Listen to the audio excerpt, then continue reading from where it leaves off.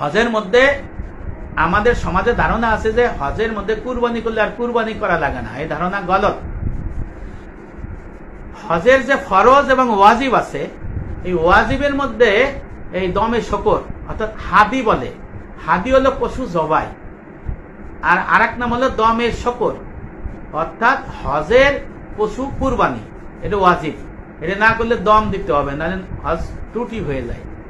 এটা হলো হজের সাথে যারা কিরান এবং তামত্তে হাজি, যারা বাংলাদেশের হাজি, আমরা যে নিয়মে হজ করি এখানে হেরাম করে উমরা করে তারপরে হেরাম খুলে ফেলাই, তারপরে এরকম সাধারণ জিনিস পড়ি, হজের আগে যখন মিনায় যাব তখন আবার হেরাম করে নিয়ত করে আবার রওনা দিই। এটা এলো তামাত্তু হাজি।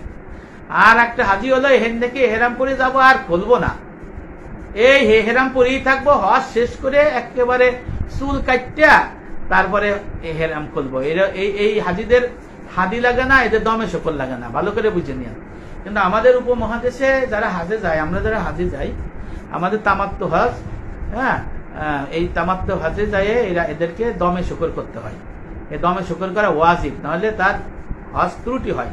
অনেকে মনে করে যে এটি মজি হজ, এই কুরবানি। এখন কুরবানি কাদের জন্য করতে হবে ভালো করে বুঝে নেন।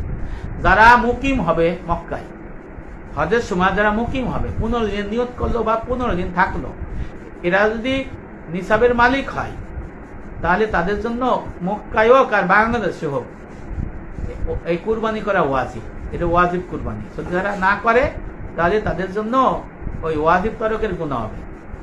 আর যদি মুসাফির থাকে, মুসাফিরদের জন্য কুরবানি নাই।